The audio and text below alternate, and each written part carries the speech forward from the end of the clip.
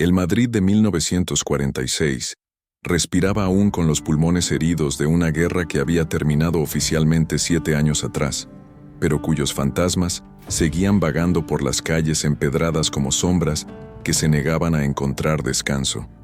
Las cicatrices de los bombardeos marcaban las fachadas de los edificios como heridas mal curadas, y en los ojos de quienes caminaban por las aceras se leía la historia silenciosa de quienes habían perdido demasiado como para recuperar completamente la fe en los amaneceres. En una pequeña habitación del tercer piso de un edificio desconchado de la calle Fuencarral, donde la luz del norte se filtraba a través de ventanas empañadas por años de negligencia y polvo acumulado, Amparo Vázquez había establecido su estudio fotográfico con la determinación obstinada de quien ha encontrado un propósito que trasciende las comodidades personales.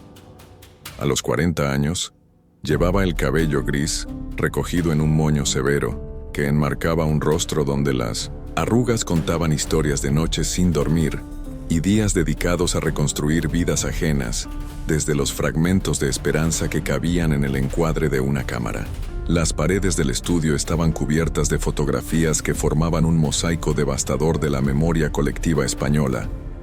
Rostros de niños que sonreían desde marcos improvisados, ojos de ancianos que guardaban secretos que nadie se atrevía a preguntar, manos curtidas que sostenían cartas nunca enviadas, y sobre todo, decenas de imágenes de personas que habían desaparecido durante los años de sangre y que sus familias seguían buscando con la persistencia desesperada de quien se niega a aceptar que la muerte no siempre deja cuerpos que enterrar. Amparo se había especializado en lo que llamaba fotografía de la esperanza, un trabajo que combinaba la técnica artística con la investigación detectivesca, documentando meticulosamente cada pista que pudiera llevar a reunir familias destrozadas por la guerra civil. Su cámara, una Leica heredada de un fotógrafo alemán que había muerto en los bombardeos de Madrid, se había convertido en una herramienta de arqueología emocional que excavaba en los escombros del pasado buscando conexiones perdidas entre madres que lloraban, hijos desaparecidos y huérfanos que vagaban por las calles, sin conocer sus propios nombres verdaderos. El trabajo había comenzado casi por accidente, cuando una mujer mayor se había acercado a su estudio preguntando si podía restaurar una fotografía dañada por la humedad de un sótano donde había pasado años escondida. La imagen mostraba a una familia completa antes de la guerra: padre, madre y 3 niños pequeños posando frente a una casa de campo que ya no existía, en un mundo que ya no existía, con sonrisas que pertenecían a una época que ya no existía. Pero cuando Amparo logró rescatar los detalles borrosos y devolver la claridad a aquellos rostros congelados en el tiempo, la mujer había comenzado a llorar con una intensidad que trascendía la simple nostalgia. «Es mi familia», había susurrado entre sollozos que parecían brotar desde las profundidades de un pozo de dolor que había estado tapado durante años. «No los he visto desde 1937. No sé si están vivos, no sé si están muertos, no sé si me recuerdan, no sé si me perdonarían por haberlos abandonado cuando tuve que huir». La historia que siguió era una más entre las miles que se repetían en cada barrio de España. Una familia separada por la violencia, miembros dispersos por la geografía del miedo, conexiones cortadas tan abruptamente que parecían amputaciones, emocionales que nunca terminaban de cicatrizar. Esa primera búsqueda había durado 3 meses de investigación meticulosa, visitando archivos polvorientos, interrogando a vecinos que preferían no recordar, siguiendo pistas que llevaban a callejones sin salida y otras que abrían nuevas posibilidades como flores que crecen en terreno baldío. Amparo había aprendido a leer los registros oficiales entre líneas, a descifrar los eufemismos burocráticos que escondían tragedias humanas, a navegar por la burocracia de un régimen que había construido el olvido como política de Estado y la desmemoria como estrategia de supervivencia colectiva. Cuando finalmente logró localizar a 2 de los hermanos de aquella mujer, el tercero había muerto en un bombardeo, pero los otros habían sobrevivido en pueblos diferentes, adoptando nombres diferentes, viviendo vidas diferentes pero conservando En algún rincón secreto del alma la nostalgia por una familia que creían perdida para siempre. La reunión había sido tan emotiva que Amparo comprendió que había encontrado no solo una vocación, sino una misión que daría sentido a todo. El dolor que había acumulado durante sus propios años de pérdida y búsqueda. Desde entonces, su estudio se había convertido en una estación de paso para los desesperados, un refugio para quienes se aferraban a fotografías amarillentas como a reliquias sagradas, un centro de operaciones para una red informal de búsqueda que incluía antiguos combatientes republicanos que habían logrado reintegrarse discretamente a la sociedad, monjas que mantenían archivos clandestinos de huérfanos y funcionarios de registro civil que habían desarrollado formas creativas de interpretar las órdenes superiores cuando la compasión humana entraba en conflicto con la eficiencia administrativa. El trabajo no era remunerativo. La mayoría de sus clientes no podía pagar más que con gratitud y historias que partían el alma.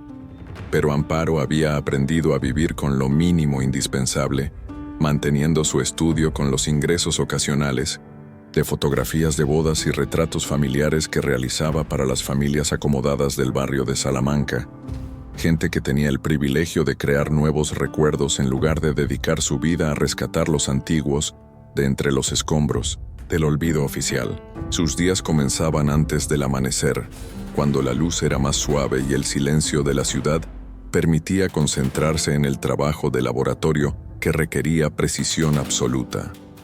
Revelaba fotografías en la oscuridad de un armario convertido en cuarto oscuro, manipulando químicos con la delicadeza de un alquimista que busca transformar el plomo de la desesperación en el oro de la esperanza.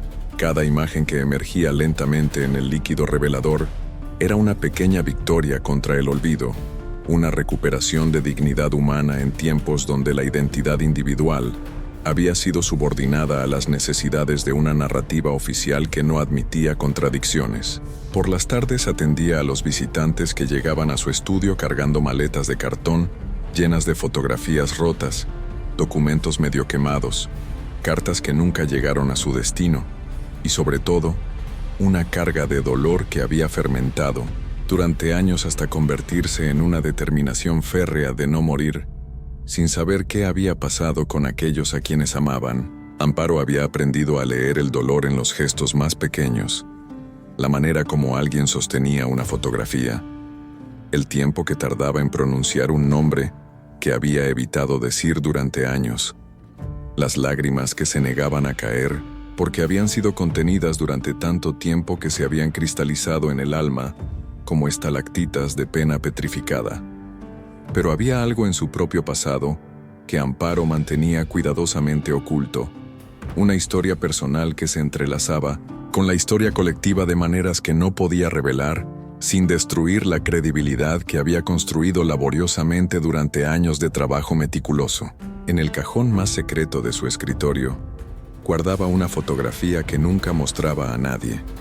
La imagen de una niña de 8 años que sonreía junto a una mujer que podría haber sido su madre, tomada en un orfanato de monjas en 1914, antes de que la niña fuera entregada a una familia que le daría un nombre nuevo y una historia nueva que borraría para siempre los vínculos con su origen verdadero.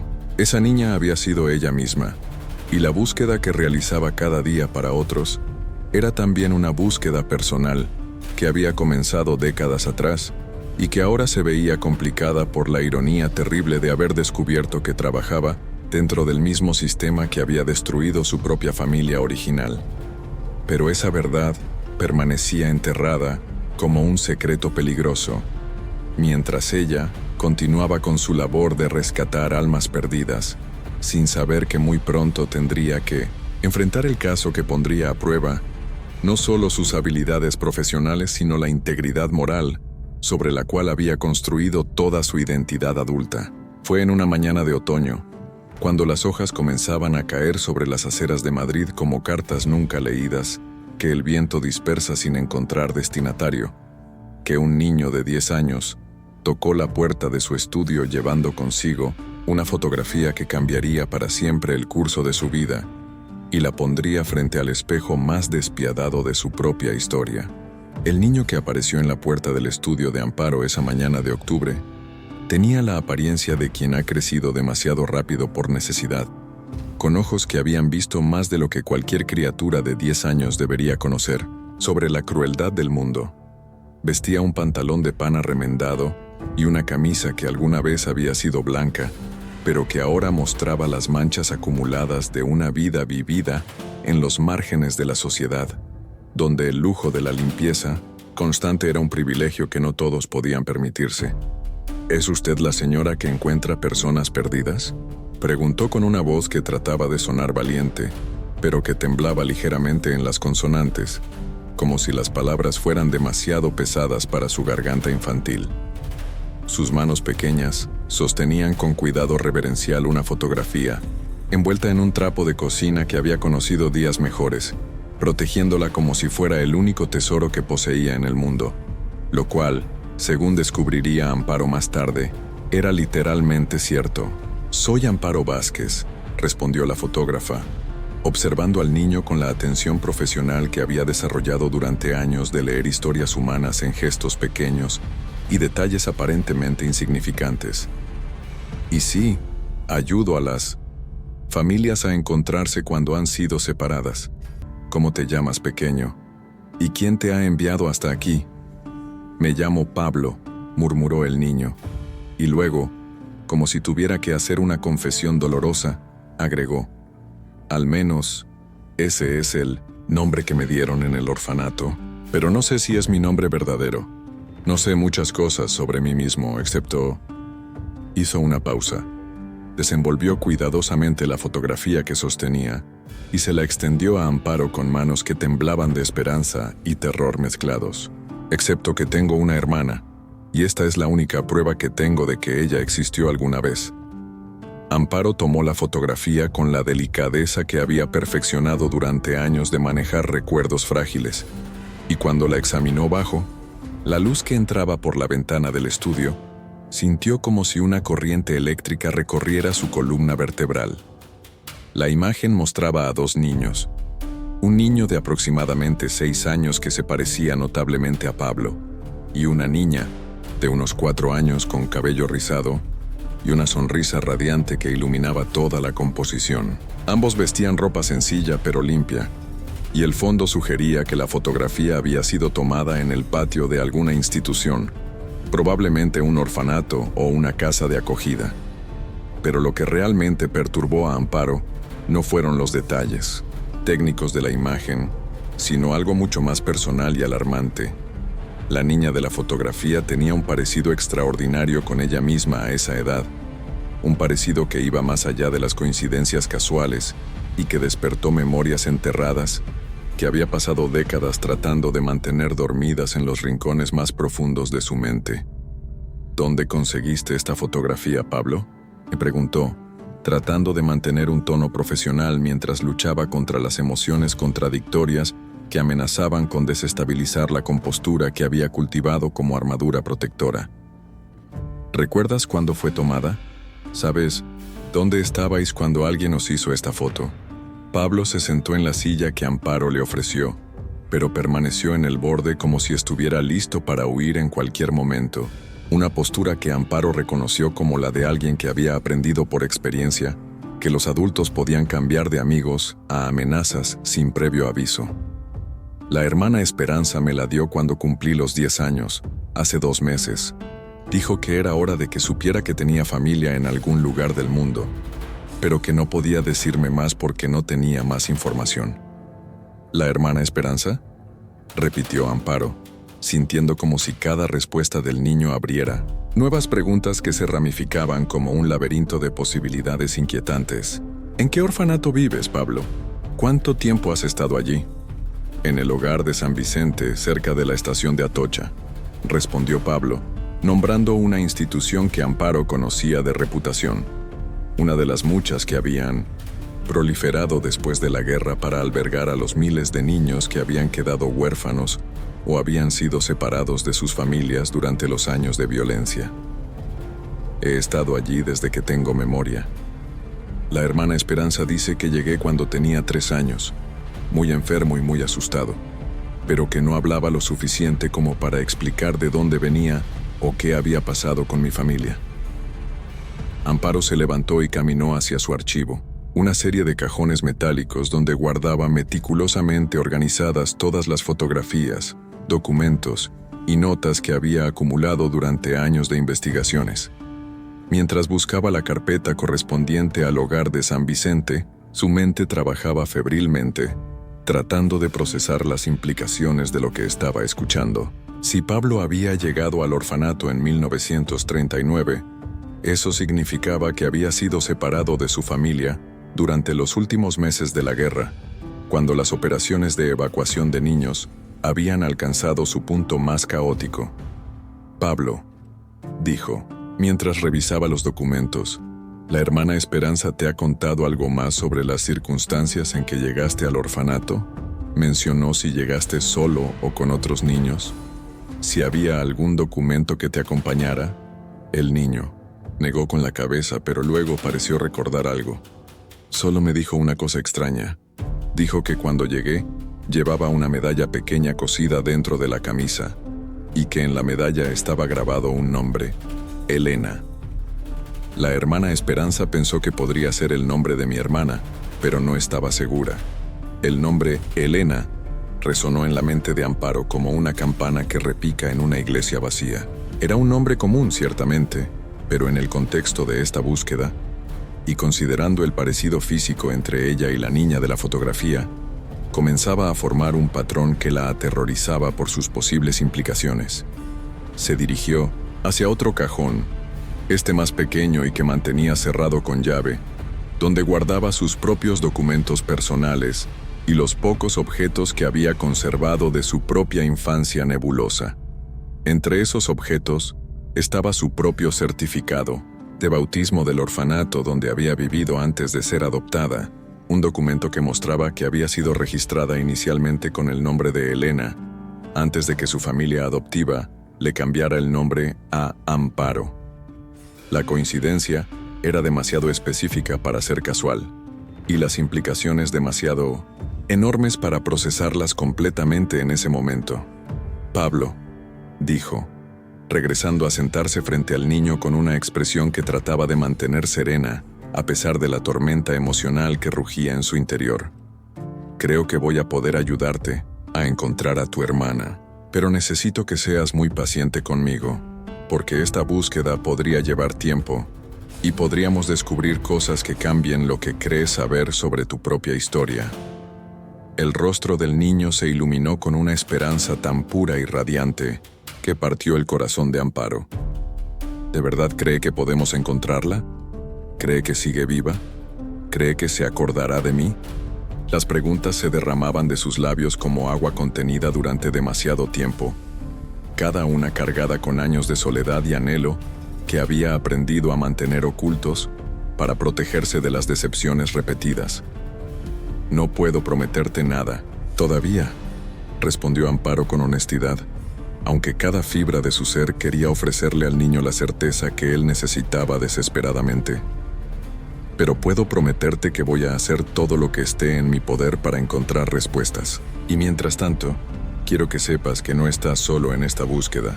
¿Puedo quedarme con la fotografía durante algunos días para hacer copias y comenzar la investigación?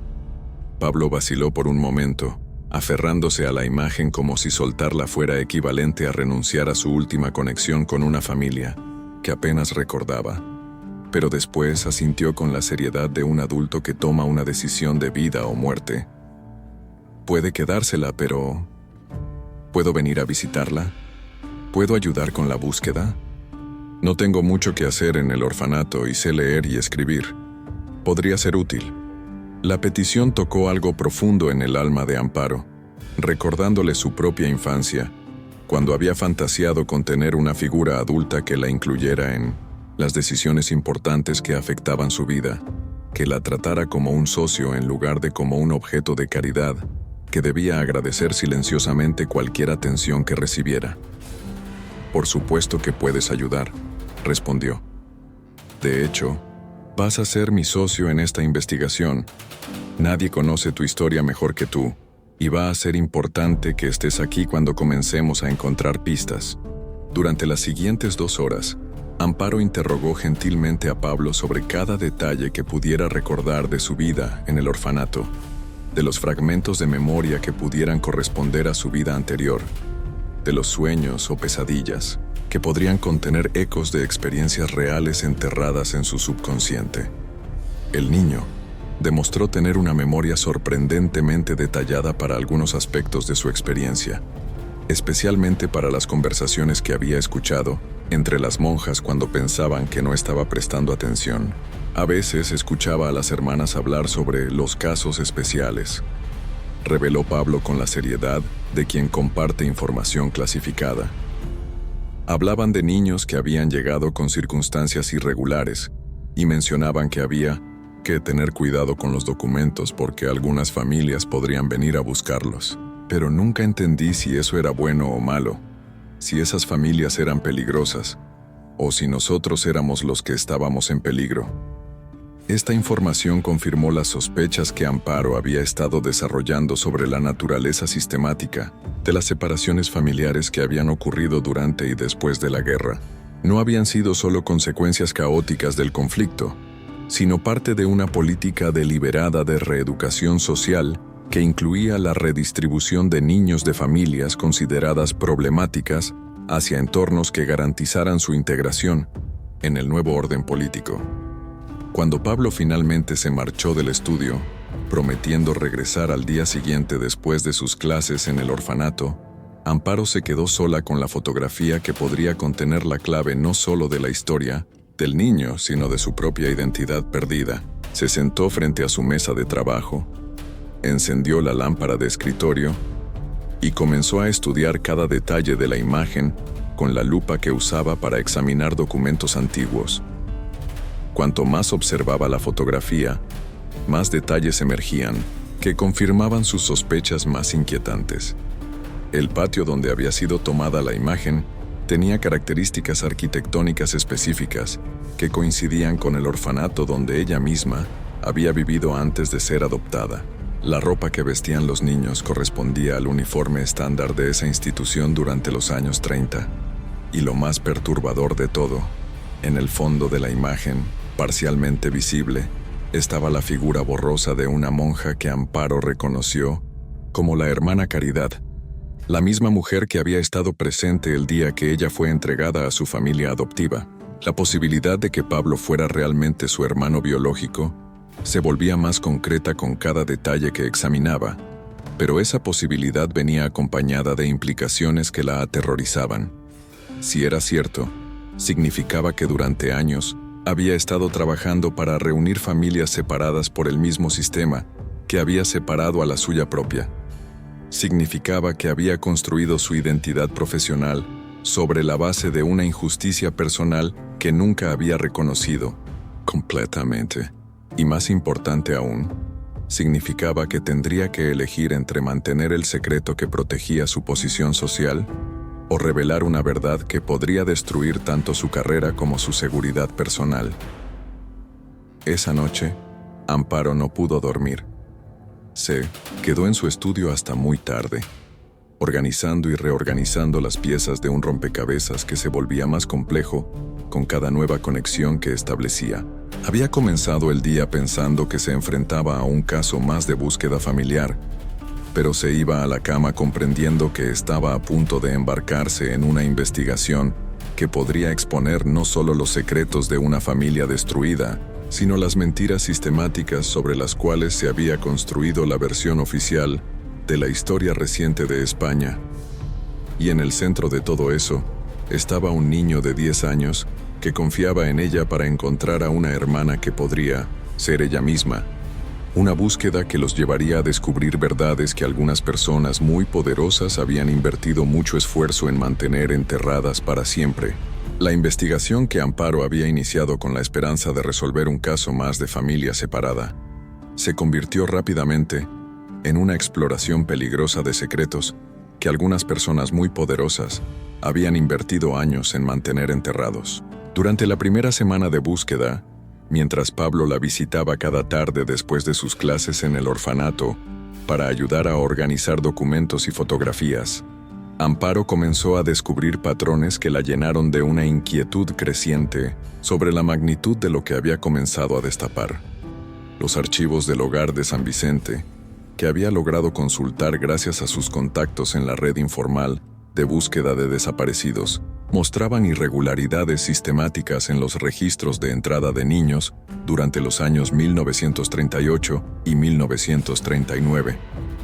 Docenas de menores habían sido ingresados con documentación incompleta o contradictoria, fechas de nacimiento que no coincidían con las edades aparentes y, sobre todo, un patrón recurrente de notas marginales que indicaban adopción urgente recomendada para niños cuyos expedientes sugerían que podrían tener familiares vivos buscándolos. «Mira esto, Pablo», dijo Amparo una tarde lluviosa de noviembre, señalando una serie de expedientes que había extendido sobre su mesa de trabajo como piezas de un rompecabezas macabro. Todos estos niños llegaron al orfanato en el mismo periodo que tú, todos con circunstancias similares, documentación perdida, familias desaparecidas, y todos fueron dados en adopción a familias específicas en un plazo muy corto. No es normal. Los orfanatos generalmente mantienen a los niños durante años antes de encontrarles familias adoptivas. Pablo estudió los documentos con la seriedad de un detective experimentado, una actitud que había desarrollado durante las semanas que llevaba ayudando en la investigación. A los 10 años, había aprendido más sobre burocracia, corrupción y manipulación sistemática de lo que la mayoría de los adultos conocían en toda su vida. «Y fíjese en esto, señora Amparo», observó, señalando un detalle que ella había pasado por alto. «Todas las familias adoptivas tienen direcciones en los mismos barrios ricos de Madrid, y mire las fechas. Las adopciones se completaron en bloques como si hubiera una lista de espera organizada de antemano». La observación del niño confirmó las sospechas más oscuras que Amparo había estado desarrollando. No estaban ante casos aislados de adopciones irregulares, sino ante una operación sistemática que había funcionado como una red de distribución de niños, desde familias consideradas problemáticas hacia familias políticamente confiables. Era una forma de ingeniería social que utilizaba la tragedia de la guerra como cobertura para implementar políticas de reeducación ideológica que comenzaban desde la cuna. Fue durante esa misma semana que Amparo recibió la primera advertencia de que su investigación había llamado la atención de personas que preferían que ciertos aspectos del pasado permanecieran inexplorados. La advertencia llegó en la forma de una visita inesperada de don Aurelio Mendoza, un funcionario del Ministerio de Justicia, que se presentó en su estudio una mañana temprana, cuando Pablo aún no había llegado de sus clases. «Señora Vázquez», dijo el hombre sin preámbulos de cortesía, instalándose en la silla reservada para clientes, sin esperar invitación. Era un individuo corpulento con bigote cuidadosamente recortado y ojos que parecían registrar cada detalle del estudio como si estuviera realizando un inventario para futuras referencias. «He venido a informarme sobre el trabajo que está realizando con respecto a ciertos archivos del hogar de San Vicente. Entiendo que ha estado haciendo preguntas sobre adopciones que tuvieron lugar durante los años de la reconstrucción nacional». Amparo sintió como si una corriente de aire helado hubiera entrado en la habitación, pero mantuvo la compostura profesional que había perfeccionado durante años de tratar con burócratas que consideraban su trabajo como una interferencia molesta en el orden establecido. «Efectivamente, don Aurelio. Estoy ayudando a un niño a localizar a una hermana que fue separada de él durante la guerra. Es el tipo de trabajo que realizo habitualmente para reunir familias que fueron dispersadas por las circunstancias excepcionales de aquellos años». «Comprendo la naturaleza humanitaria de su labor», respondió Mendoza con una sonrisa que no alcanzaba sus ojos. «Pero me temo que en este caso particular está adentrándose en territorios que podrían resultar problemáticos. Las adopciones que tuvieron lugar durante ese periodo fueron realizadas bajo circunstancias especiales, diseñadas para proteger el bienestar de menores que habían quedado huérfanos o habían sido abandonados por familias que no podían cuidarlos adecuadamente». La manera como pronunció la palabra abandonados llevaba una carga de amenaza implícita que no pasó desapercibida para Amparo. Era la jerga oficial que se usaba para describir a niños que habían sido separados de familias republicanas, como si las separaciones hubieran sido decisiones voluntarias de padres irresponsables, en lugar de políticas gubernamentales implementadas sistemáticamente. Entiendo las circunstancias históricas, respondió Amparo cuidadosamente, pero mi trabajo se limita a documentar hechos y reunir familias cuando es posible hacerlo. No me involucro en interpretaciones políticas del pasado, solo trato de ayudar a las personas a encontrar a sus seres queridos. Precisamente por eso he venido a verla, continuó Mendoza, sacando una carpeta de su maletín y colocándola sobre la mesa con movimientos deliberadamente lentos. Queremos ofrecerle una oportunidad de redirigir su talento hacia proyectos que sean más constructivos para la sociedad española actual. Tenemos una posición disponible en el Archivo Nacional, documentando la historia oficial de la reconstrucción nacional. Sería un trabajo estable, bien remunerado, y le permitiría contribuir a la narrativa histórica que ayudará a las futuras generaciones a comprender la importancia de la unidad nacional. La oferta era simultáneamente un soborno y una amenaza, presentada con la cortesía burocrática que caracterizaba a un régimen que había perfeccionado el arte de hacer que la coerción pareciera generosidad. Amparo comprendió inmediatamente que aceptar la posición significaría abandonar su trabajo independiente y convertirse en una empleada de la misma maquinaria que había destruido familias como la suya propia. Es una oferta muy generosa, respondió, ganando tiempo mientras decidía cómo manejar una situación que podría determinar no solo su futuro profesional, sino su seguridad personal. Pero me temo que tengo compromisos con clientes actuales que no puedo abandonar sin completar el trabajo que me han encomendado. El rostro de Mendoza se endureció imperceptiblemente, una transformación sutil que reveló la autoridad férrea que se escondía detrás de la fachada de cortesía oficial. Señora Vázquez, espero que comprenda que algunas investigaciones del pasado pueden resultar más dolorosas que beneficiosas para todas las partes involucradas. A veces es mejor dejar que los muertos descansen en paz, especialmente cuando remover ciertos temas podría causar dolor innecesario a familias que han logrado reconstruir sus vidas después de años difíciles. ¿Está sugiriendo que suspenda la búsqueda de la hermana de Pablo?, preguntó Amparo directamente, decidiendo que la ambigüedad diplomática podría ser más peligrosa que la claridad directa en una situación que ya había traspasado los límites de la cortesía profesional. Estoy sugiriendo, dijo Mendoza levantándose de la silla con movimientos que indicaban que la conversación había llegado a su fin, que reflexione cuidadosamente sobre las consecuencias que pueden tener ciertas líneas de investigación, tanto para usted como para el niño que dice estar ayudando. A veces, la búsqueda de verdades del pasado puede crear problemas en el presente, que son mucho más serios que los beneficios que se esperan obtener. Después de que el funcionario se marchó, dejando tras de sí un aroma de agua de colonia, cara y amenazas veladas, Amparo se sentó en su estudio sintiéndose como si hubiera cruzado una línea invisible pero definitiva que la separaba de la seguridad relativa que había disfrutado durante años. La visita de Mendoza confirmaba que su investigación había tocado nervios sensibles en lugares altos y que continuar con la búsqueda significaría enfrentar oposición que podría escalarse hasta niveles peligrosos. Cuando Pablo llegó esa tarde, Amparo tuvo que tomar la decisión más difícil de su carrera profesional: si contarle al niño sobre la visita amenazante que había recibido, arriesgando asustarlo y hacerlo abandonar la búsqueda, o si mantener el secreto y continuar la investigación sabiendo que estaba poniendo en peligro tanto a él como a ella misma. ¿Pasó algo malo hoy, señora Amparo?, preguntó Pablo con la intuición que desarrollan los niños que han aprendido a leer las emociones adultas como mecanismo de supervivencia. Parece preocupada, más preocupada que otros días. Amparo miró el rostro del niño, donde la esperanza y la determinación luchaban contra la experiencia temprana de decepciones repetidas, y decidió que Pablo tenía derecho a conocer los riesgos que implicaba continuar con su búsqueda.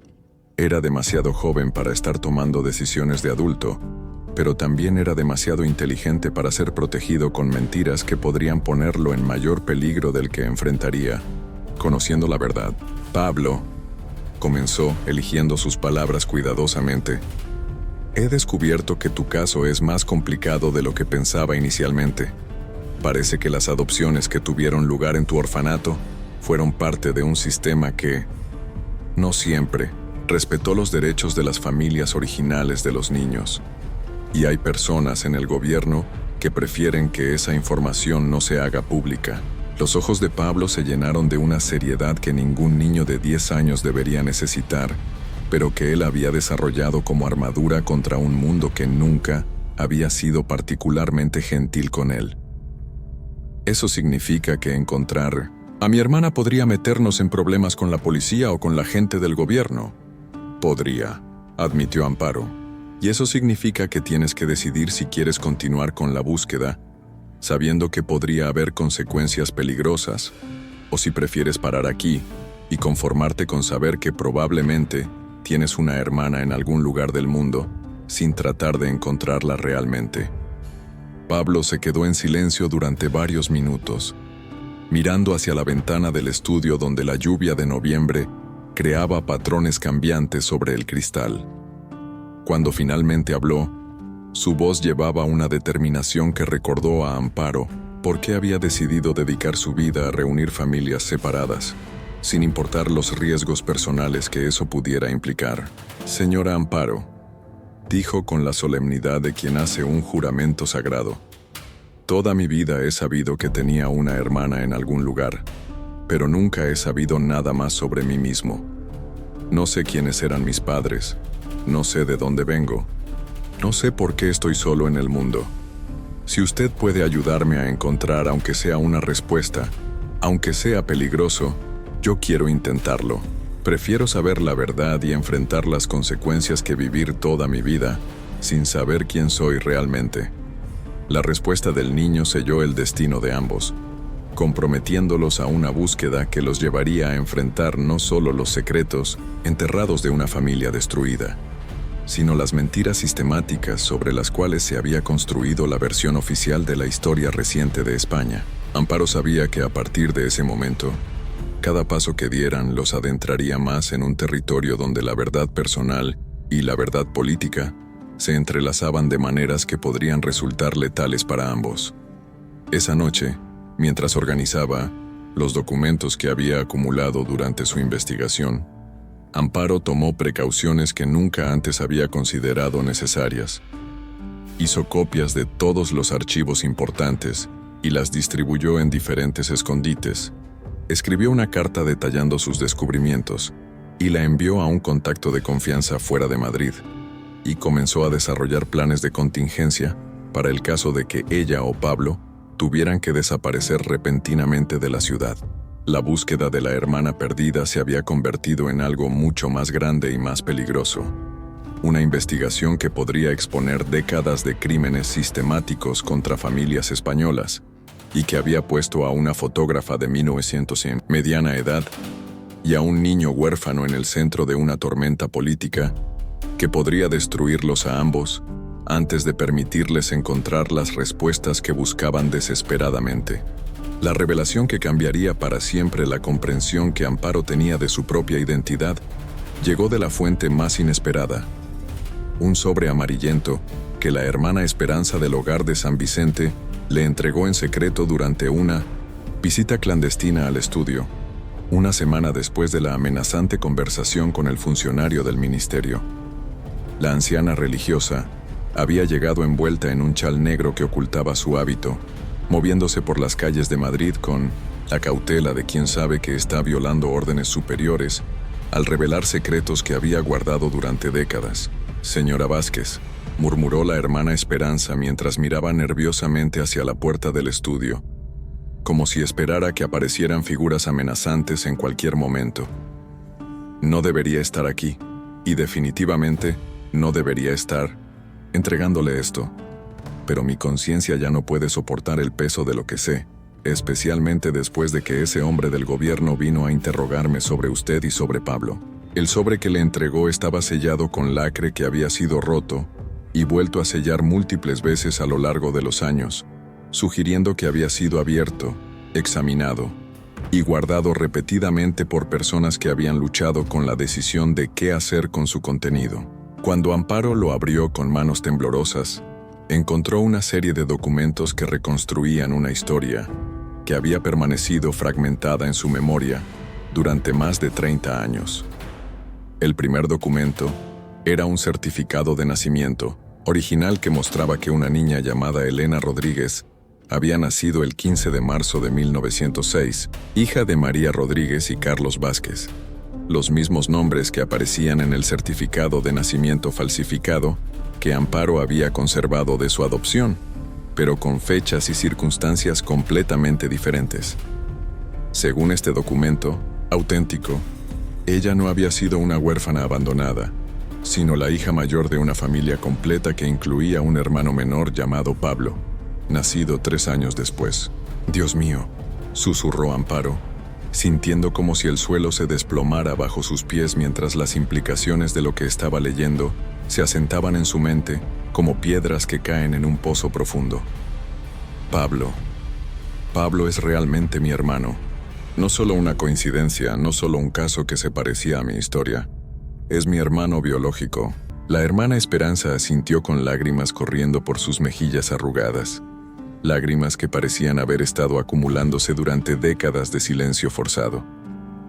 Cuando Pablo llegó al orfanato en 1939, yo reconocí inmediatamente la medallita que llevaba cosida en la camisa. Era la misma que usted llevaba cuando fue entregada a los Vázquez 10 años antes. Pero recibí órdenes estrictas de no mencionar nunca esa conexión, de tratar cada caso como completamente separado del otro. El segundo documento era aún más devastador. Una carta escrita por su madre María Rodríguez desde la prisión de mujeres de Ventas, fechada en enero de 1939, apenas semanas antes de su ejecución. La carta había sido dirigida a sus hijos, pero nunca entregada. Interceptada por las autoridades que la habían clasificado como correspondencia subversiva y archivada junto con miles de otras comunicaciones familiares que nunca llegaron a sus destinatarios.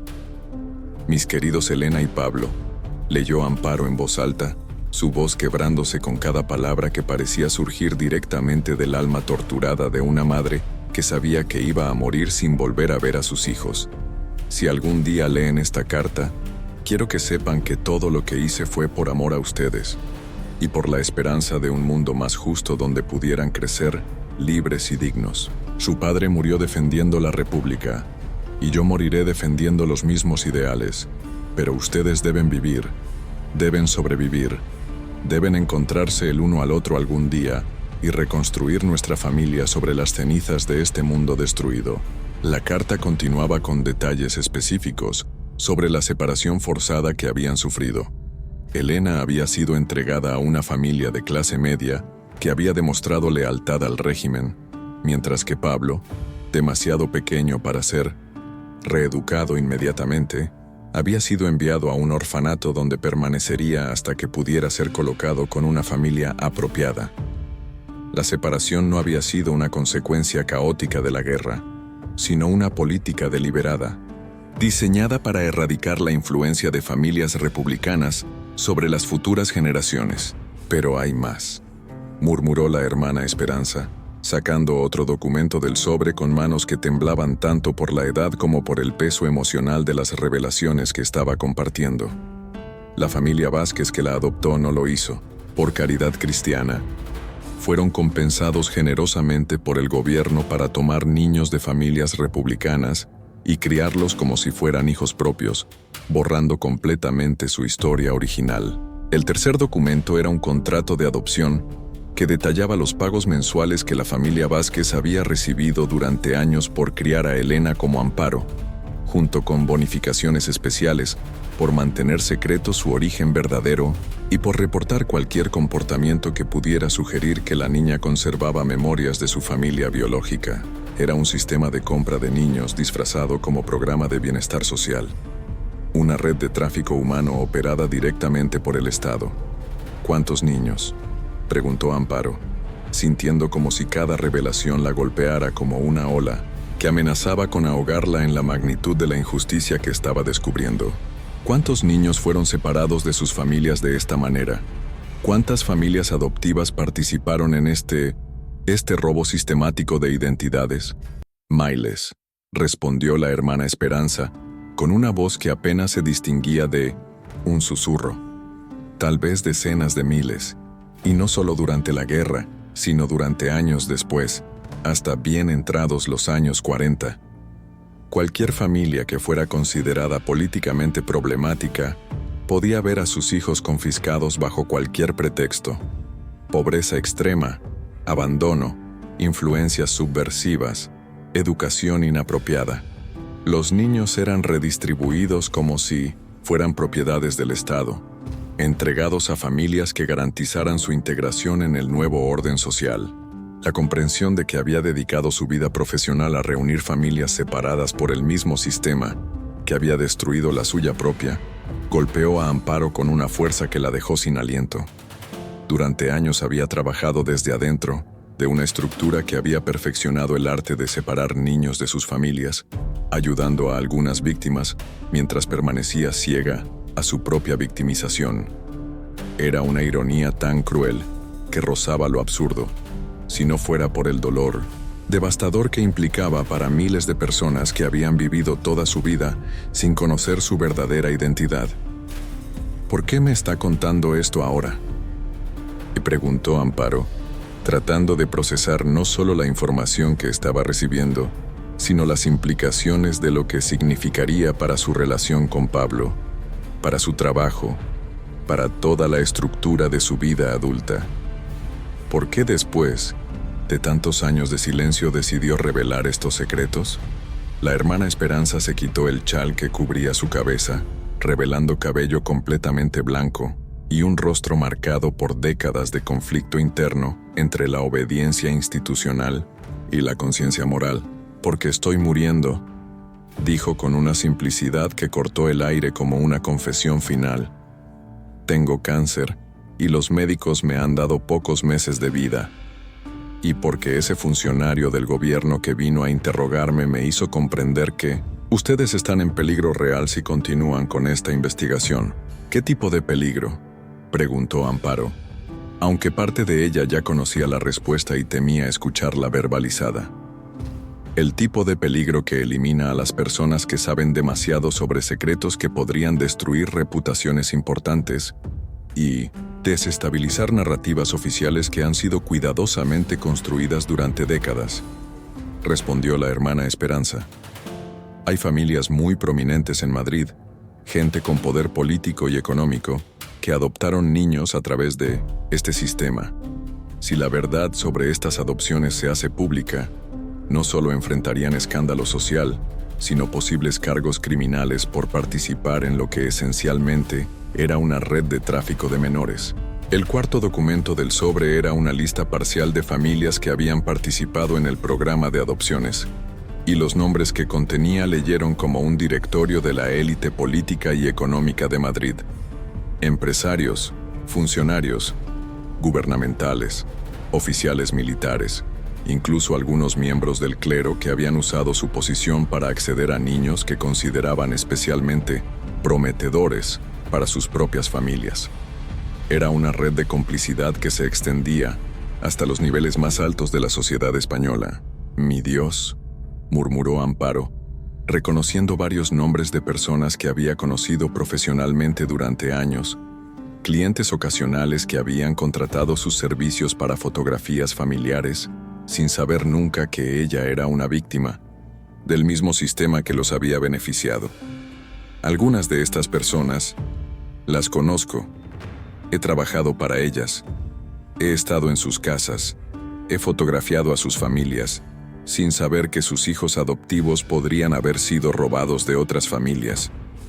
Y ahora entiende por qué su investigación ha llamado tanto la atención», dijo la hermana Esperanza, levantándose de la silla con movimientos laboriosos que revelaban tanto su edad avanzada como el peso emocional de las revelaciones que había compartido. «No está solo reuniendo a una familia, Está amenazando con exponer un sistema entero de corrupción que involucra a algunas de las personas más poderosas del país. Cuando la anciana religiosa se marchó del estudio, dejando atrás los documentos que reconstruían una historia familiar que había sido deliberadamente destruida, Amparo se quedó sola, enfrentando la realización de que su búsqueda había evolucionado de una investigación personal a una amenaza existencial contra un establishment que había construido su poder sobre mentiras sistemáticas y crímenes olvidados. Pablo llegaría en pocas horas para continuar con lo que ambos habían creído que era la búsqueda de su hermana desaparecida, sin saber que esa hermana había estado frente a él durante semanas, trabajando para encontrar una identidad que ella misma había perdido décadas atrás. Amparo tendría que decidir cómo contarle que la búsqueda había terminado y comenzado al mismo tiempo. Habían encontrado a su hermana, pero ahora tendrían que enfrentar las consecuencias de descubrir verdades que algunas personas estaban dispuestas a matar para mantener en secreto. La fotografía amarillenta que había iniciado toda la investigación permanecía sobre su mesa de trabajo, pero ahora la veía con ojos completamente diferentes. No era solo la imagen de dos niños, desconocidos que habían sido separados por las circunstancias de la guerra. Era un retrato familiar, la única evidencia visual que quedaba de una hermandad que había sobrevivido a décadas de separación, manipulación y mentiras sistemáticas, y que finalmente había encontrado el camino de regreso a sí misma a través del trabajo que había definido la vida adulta de ambos hermanos sin que ninguno lo supiera. La decisión que había estado evitando desde que los documentos de la hermana Esperanza habían revelado la verdad completa sobre su identidad llegó a Amparo de manera súbita y violenta esa misma tarde, cuando Pablo apareció en su estudio, corriendo y sin aliento, con el rostro pálido de terror y palabras que se tropezaban unas con otras en su prisa por comunicar una urgencia que había transformado completamente las circunstancias de su búsqueda familiar. «Señora Amparo», jadeó, aferrándose al marco de la puerta como si fuera lo único que lo mantenía en pie. «Vinieron al orfanato, hombres del gobierno con papeles oficiales. Dijeron que me van a trasladar a otra institución mañana por la mañana lejos de Madrid y que no puedo llevar nada personal conmigo. Ni siquiera la fotografía». La hermana Esperanza trató de protestar, pero ellos dijeron que era una orden directa del ministerio y que cualquier interferencia sería considerada obstrucción a la autoridad estatal. El corazón de Amparo se detuvo por un momento mientras procesaba las implicaciones de lo que Pablo le estaba contando.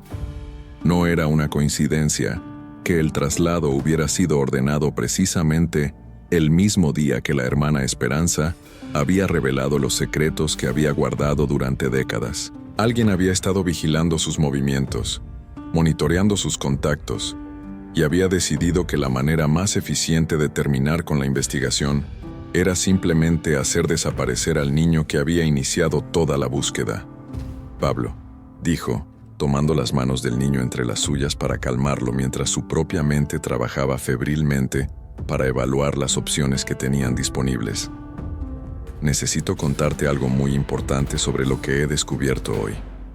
Algo que va a cambiar todo lo que pensábamos sobre tu búsqueda y sobre quién eres realmente». Guió al niño hacia la silla donde había pasado tantas tardes ayudándola a organizar documentos y fotografías, sin saber que estaba contribuyendo a reconstruir la historia de su propia familia. Pero ahora, con el tiempo agotándose y la amenaza de separación forzada pendiendo sobre ellos como una espada, Amparo sabía que tenía que revelar verdades que cambiarían para siempre la vida de ambos. «Tu hermana Elena», comenzó, eligiendo cuidadosamente las palabras que usaría para comunicar una revelación que podría ser tanto liberadora como devastadora, «no está perdida, la encontramos. De hecho, la has conocido durante todas estas semanas que hemos estado trabajando juntos». Pablo la miró con una expresión de confusión total, como si las palabras que acababa de escuchar estuvieran en un idioma extranjero que no podía comprender. «No entiendo, señora Amparo. ¿Dónde está? ¿Cuándo la conocí? ¿Por qué no me dijo nada antes? Porque yo tampoco lo sabía hasta hoy», respondió Amparo, sintiendo como las lágrimas comenzaban a acumularse en sus ojos mientras se preparaba para pronunciar las palabras que cambiarían para siempre la comprensión que ambos tenían de sus propias identidades. Pablo, Elena soy yo. Yo soy tu hermana. Nos separaron cuando eras muy pequeño. Me dieron un nombre nuevo, una familia nueva, una historia nueva. Pero somos hermanos, somos familia. Hemos estado buscándonos el uno al otro durante toda nuestra vida sin saberlo. El silencio que siguió a esta revelación fue tan denso que parecía sólido, llenando el estudio como una presencia física que absorbía todos los sonidos excepto el latido de dos corazones que trataban de procesar una verdad que era simultáneamente la respuesta a años de búsqueda y el comienzo de una comprensión completamente nueva de lo que significaba ser familia. Pablo se quedó inmóvil durante lo que parecieron horas, pero que probablemente fueron solo minutos, estudiando el rostro de Amparo como si fuera la primera vez que la veía realmente, buscando en sus facciones los ecos de la niña de la fotografía que había cargado como un tesoro durante meses. Cuando finalmente habló, su voz salió como un susurro cargado de asombro y dolor mezclados. ¿Usted es Elena? ¿Usted es mi hermana?, preguntó, extendiendo una mano pequeña para tocar suavemente la mejilla de Amparo, como si necesitara confirmar físicamente que lo que estaba escuchando era real y no otro de los sueños que había tenido durante años sobre el reencuentro con su familia perdida. Sí, Pablo. Soy Elena. Soy tu hermana mayor, confirmó Amparo, tomando la mano del niño y apretándola contra su rostro mientras las lágrimas finalmente se desbordaban. Y ahora entiendo por qué me sentí conectada contigo desde el primer momento que llegaste a mi estudio. Mi corazón te reconoció antes de que mi mente pudiera comprender quién eras realmente. Pero el momento de reunión familiar que debería haber sido puramente alegre se vio ensombrecido por la urgencia de las circunstancias que los rodeaban. La revelación de su parentesco había llegado precisamente cuando las fuerzas que habían conspirado para separarlos décadas atrás estaban movilizándose para separarlos nuevamente, esta vez quizás de manera permanente. ¿Qué vamos a hacer?, preguntó Pablo, con la pragmática que había desarrollado durante años de enfrentar situaciones difíciles sin ayuda adulta confiable. Si me llevan mañana a otro lugar, ¿cómo vamos a poder estar juntos? ¿Cómo vamos a poder ser una familia real?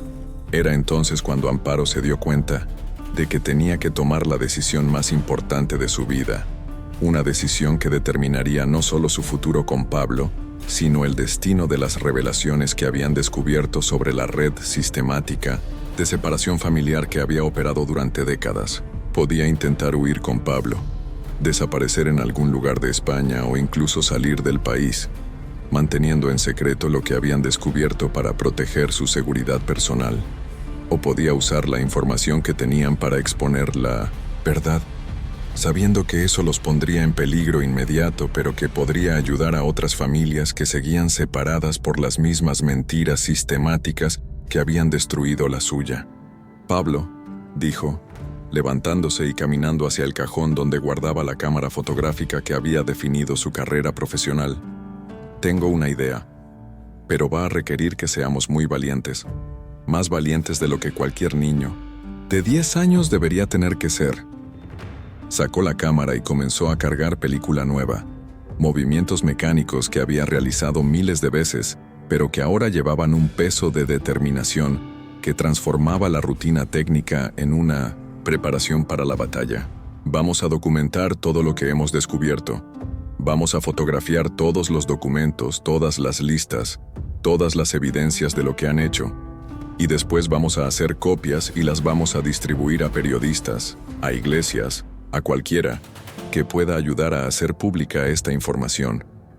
«¿Pero no dijiste que eso nos iba a meter en problemas muy serios?», preguntó Pablo, aunque su expresión mostraba más determinación que miedo, como si la idea de enfrentar peligros reales fuera menos aterrorizante que la perspectiva de ser separado nuevamente de la hermana que acababa de encontrar. «Sí, nos va a meter en problemas», admitió Amparo, «pero también va a hacer que sea mucho más difícil para ellos hacernos desaparecer silenciosamente.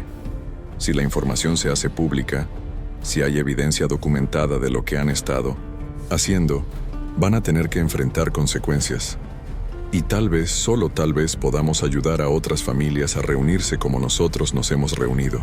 Durante las siguientes 4 horas, trabajaron con la eficiencia desesperada de soldados preparándose para una batalla que sabían que podían no sobrevivir. Amparo fotografió meticulosamente cada documento que la hermana Esperanza había traído, cada página de las listas de familias involucradas, cada detalle de los contratos de adopción que revelaban los pagos realizados por el gobierno. Pablo la ayudó organizando y catalogando las imágenes, creando un archivo sistemático de evidencias que sería imposible de suprimir una vez que fuera distribuido. Mientras trabajaban, Amparo le contó a Pablo fragmentos de memorias de su infancia que había estado recuperando desde que conoció la verdad sobre su identidad. Recuerdos de una casa pequeña con un jardín donde crecían girasoles, de una madre que cantaba canciones en catalán mientras cocinaba, de un padre que la alzaba en sus hombros para que pudiera ver sobre las multitudes durante las manifestaciones políticas. Eran memorias que había enterrado tan profundamente que había comenzado a creer que eran sueños, pero que ahora reconocía como fragmentos auténticos de una vida familiar que había sido destruida deliberadamente. «Recuerdo cuando naciste», le dijo a Pablo mientras ajustaba el foco de la cámara para una fotografía particularmente importante. «Yo tenía 4 años, y mamá me dejó ayudar a bañarte por primera vez. Eras tan pequeño que cabías en mis 2 manos, y yo estaba tan orgullosa de ser tu hermana mayor que le dije a todo el mundo en el barrio que tú eras mi bebé». Pablo sonrió por primera vez desde que había llegado corriendo al estudio. Una sonrisa que transformó completamente su rostro y reveló la felicidad genuina que había estado escondida debajo de años de adaptación defensiva a la soledad institucional. ¿De verdad recuerda eso? ¿Recuerda cuando éramos una familia real? «Lo recuerdo todo ahora», respondió Amparo. «Y vamos a asegurarnos de que nadie pueda volver a separarnos, sin importar lo que tengamos que enfrentar». Cuando terminaron de documentar toda la evidencia, ya había oscurecido completamente. Amparo preparó múltiples sobres con copias de las fotografías más importantes, dirigidos a periodistas que conocía de su trabajo, a sacerdotes que habían demostrado simpatía por las víctimas de injusticias políticas y a contactos en otros países que podrían publicar la información si las fuentes locales eran silenciadas. «Ahora viene la parte más peligrosa», dijo entregándole a Pablo uno de los sobres. «Vamos a salir por separado. Tú vas a ir al correo central y vas a enviar estos sobres usando el dinero que te doy. Yo voy a ir a entregar personalmente algunas copias a personas que confío que las van a usar responsablemente. Nos encontramos en la iglesia de San Ginés en 2 horas exactamente». «¿Y si algo sale mal?», preguntó Pablo, aunque su voz mostraba más preocupación por ella que por su propia seguridad. «Si algo sale mal», respondió Amparo abrazando a su hermano por primera vez con pleno conocimiento de que era su familia. «Al menos habremos hecho todo lo posible para asegurar que la verdad sobreviva, aunque nosotros no lo hagamos. Pero no, va a salir mal. Somos hermanos, somos supervivientes y vamos a salir adelante juntos». Cuando se separaron en la calle, cada uno llevando evidencias que podrían destruir las reputaciones de algunas de las personas más poderosas de España, Amparo sintió una mezcla de terror y liberación que nunca había experimentado antes. Por primera vez en su vida, estaba luchando no solo por reunir una familia ajena, sino por proteger y preservar la suya propia. Y por primera vez desde que había comenzado su trabajo como fotógrafa de almas perdidas, estaba usando su cámara no solo para documentar el pasado, sino para cambiar el futuro. La noche madrileña los acogió como cómplices silenciosos en una operación que podría terminar con su arresto y desaparición, o que podría comenzar un proceso de justicia que había sido diferido durante demasiados años. Pero independientemente del resultado, habían tomado la decisión de que algunas verdades son demasiado importantes para permanecer enterradas, especialmente cuando esas verdades son la única manera de proteger el amor familiar que habían tardado décadas en recuperar. «Pablo», dijo levantándose y caminando hacia el cajón donde guardaba la cámara fotográfica, que había definido su carrera profesional. Tengo una idea. Pero va a requerir que seamos muy valientes, más valientes de lo que cualquier niño de 10 años debería tener que ser. Sacó la cámara y comenzó a cargar película nueva, movimientos mecánicos que había realizado miles de veces, pero que ahora llevaban un peso de determinación que transformaba la rutina técnica en una preparación para la batalla. Vamos a documentar todo lo que hemos descubierto. Vamos a fotografiar todos los documentos, todas las listas, todas las evidencias de lo que han hecho. Y después vamos a hacer copias y las vamos a distribuir a periodistas, a iglesias, a cualquiera que pueda ayudar a hacer pública esta información. ¿Pero no dijiste que eso nos iba a meter en problemas muy serios?, preguntó Pablo, aunque su expresión mostraba más determinación que miedo, como si la idea de enfrentar peligros reales fuera menos aterrorizante que la perspectiva de ser separado nuevamente de la hermana que acababa de encontrar. Sí, nos va a meter en problemas, admitió Amparo. Pero también va a hacer que sea mucho más difícil para ellos hacernos desaparecer silenciosamente. Si la información se hace pública, si hay evidencia documentada de lo que han estado haciendo, van a tener que enfrentar consecuencias. Y tal vez, solo tal vez, podamos ayudar a otras familias a reunirse como nosotros nos hemos reunido. Durante las siguientes 4 horas, trabajaron con la eficiencia desesperada de soldados preparándose para una batalla que sabían que podían no sobrevivir. Amparo fotografió meticulosamente cada documento que la hermana Esperanza había traído, cada página de las listas de familias involucradas, cada detalle de los contratos de adopción que revelaban los pagos realizados por el gobierno. Pablo la ayudó organizando y catalogando las imágenes, creando un archivo sistemático de evidencias que sería imposible de suprimir una vez que fuera distribuido. Mientras trabajaban, Amparo le contó a Pablo fragmentos de memorias de su infancia que había estado recuperando desde que conoció la verdad sobre su identidad. Recuerdos de una casa pequeña con un jardín donde crecían girasoles, de una madre que cantaba canciones en catalán mientras cocinaba, de un padre que la alzaba en sus hombros para que pudiera ver sobre las multitudes durante las manifestaciones políticas. Eran memorias que había enterrado tan profundamente que había comenzado a creer que eran sueños, pero que ahora reconocía como fragmentos auténticos de una vida familiar que había sido destruida deliberadamente. «Recuerdo cuando naciste», le dijo a Pablo mientras ajustaba el foco de la cámara para una fotografía particularmente importante. «Yo tenía 4 años, y mamá me dejó ayudar a bañarte por primera vez. Eras tan pequeño que cabías en mis 2 manos, y yo estaba tan orgullosa de ser tu hermana mayor que le dije a todo el mundo en el barrio que tú eras mi bebé». Pablo sonrió por primera vez desde que había llegado corriendo al estudio, una sonrisa que transformó completamente su rostro y reveló la felicidad genuina que había estado escondida debajo de años de adaptación defensiva a la soledad institucional. ¿De verdad recuerda eso? ¿Recuerda cuando éramos una familia real? «Lo recuerdo todo ahora», respondió Amparo. «Y vamos a asegurarnos de que nadie pueda volver a separarnos, sin importar lo que tengamos que enfrentar». Cuando terminaron de documentar toda la evidencia, ya había oscurecido completamente.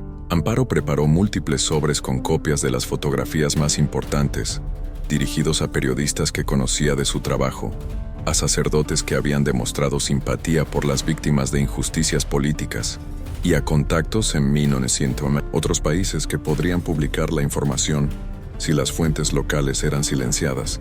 «Ahora viene la parte más peligrosa», dijo entregándole a Pablo uno de los sobres. «Vamos a salir por separado. Tú vas a ir al correo central y vas a enviar estos sobres usando el dinero que te doy. Yo voy a ir a entregar personalmente algunas copias a personas que confío que las van a usar responsablemente. Nos encontramos en la iglesia de San Ginés en 2 horas exactamente».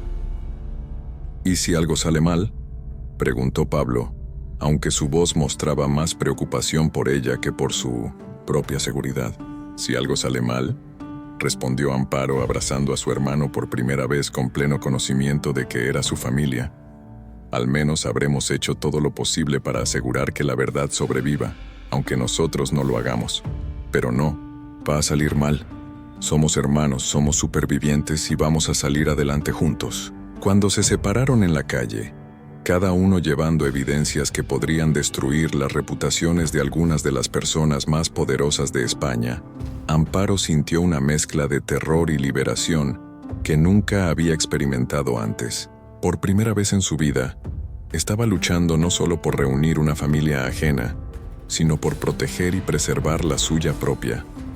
Y por primera vez desde que había comenzado su trabajo como fotógrafa de almas perdidas, estaba usando su cámara no solo para documentar el pasado, sino para cambiar el futuro. La noche madrileña los acogió como cómplices silenciosos en una operación que podría terminar con su arresto y desaparición, o que podría comenzar un proceso de justicia que había sido diferido durante demasiados años.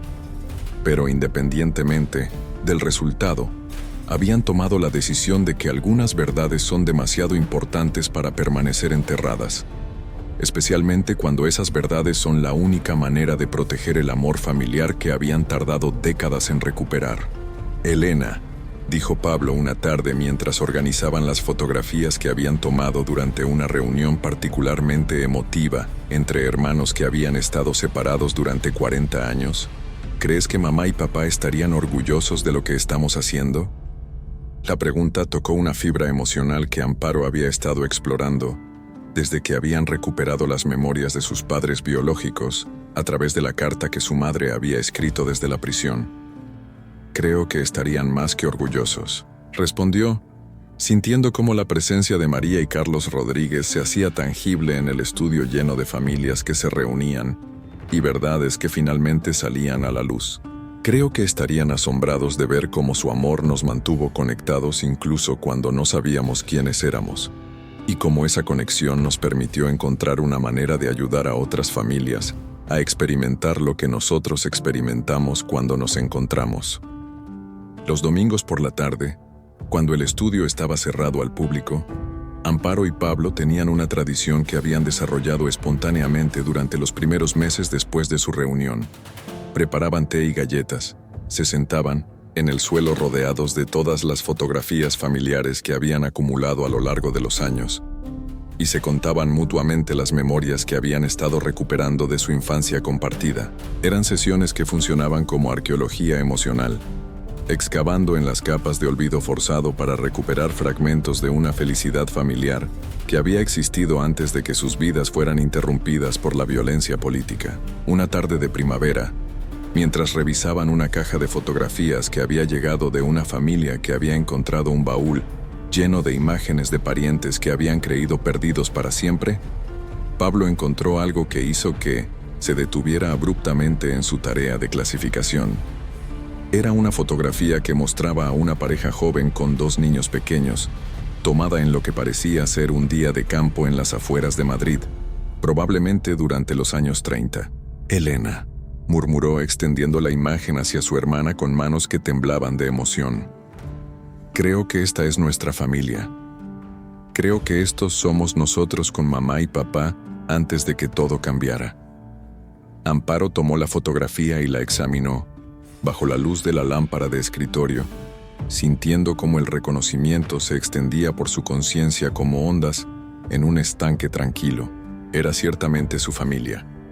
Una mujer hermosa con cabello oscuro recogido en un moño suelto, un hombre con bigote y sonrisa gentil, una niña de aproximadamente 4 años que se parecía extraordinariamente a como ella recordaba haberse visto a esa edad, y un bebé en brazos de la madre que era indudablemente Pablo. Es nuestra familia completa, susurró, sintiendo cómo las lágrimas se acumulaban en sus ojos, pero estas eran lágrimas de alegría pura, no del dolor que había caracterizado tantos momentos de su búsqueda. Es la única fotografía que tenemos, de cuando éramos una familia real, antes de que nos separaran. Esa noche enmarcaron la fotografía familiar y la colocaron en el lugar de honor del estudio, junto a la imagen original que Pablo había traído meses atrás y que había iniciado toda su búsqueda. Las dos fotografías juntas contaban una historia completa: la separación y la reunión, la pérdida y la recuperación, el dolor de la división forzada y la alegría del amor familiar que sobrevive incluso a las injusticias más sistemáticas. ¿Sabes qué significa esto?, preguntó Pablo, observando las dos imágenes que ahora ocupaban el centro visual del estudio. Significa que completamos el círculo. Empezamos con una fotografía de dos niños separados y ahora tenemos la fotografía de la familia completa que fuimos y la realidad de la familia que hemos vuelto a ser. Amparo abrazó a su hermano, sintiendo como décadas de búsqueda, dolor, esperanza y finalmente alegría se condensaban en ese momento simple pero perfecto de comprensión mutua. Habían encontrado no solo sus identidades perdidas, sino también una manera de transformar su experiencia personal de injusticia en un instrumento de justicia para otros. Su historia había comenzado con la separación forzada de dos niños inocentes, pero había evolucionado hacia la reunión voluntaria de dos adultos que habían elegido usar su dolor compartido como fundamento para construir algo hermoso y útil para el mundo. El estudio de fotografía continuaría funcionando durante décadas, ayudando a reunir familias y documentando historias que de otra manera se habrían perdido en el olvido oficial. Pero más importante aún, se había convertido en un testimonio viviente de que el amor familiar puede sobrevivir a cualquier injusticia, que la verdad siempre encuentra maneras de emerger incluso después de décadas de supresión, y que dos personas que se niegan a aceptar la separación pueden cambiar no solo sus propias vidas, sino las vidas de miles de otras personas que necesitan creer que la reunión familiar es posible, incluso cuando parece imposible. Y en el corazón de todo eso permanecía una verdad simple pero revolucionaria: que Elena y Pablo Rodríguez habían perdido sus nombres, sus memorias y sus familias, pero habían recuperado algo aún más valioso: la comprensión de que el amor verdadero trasciende el tiempo, la distancia e incluso los esfuerzos sistemáticos por destruirlo, y que dos almas perdidas siempre pueden encontrar el camino de regreso, la una hacia la otra, si están dispuestas a no renunciar nunca a la búsqueda.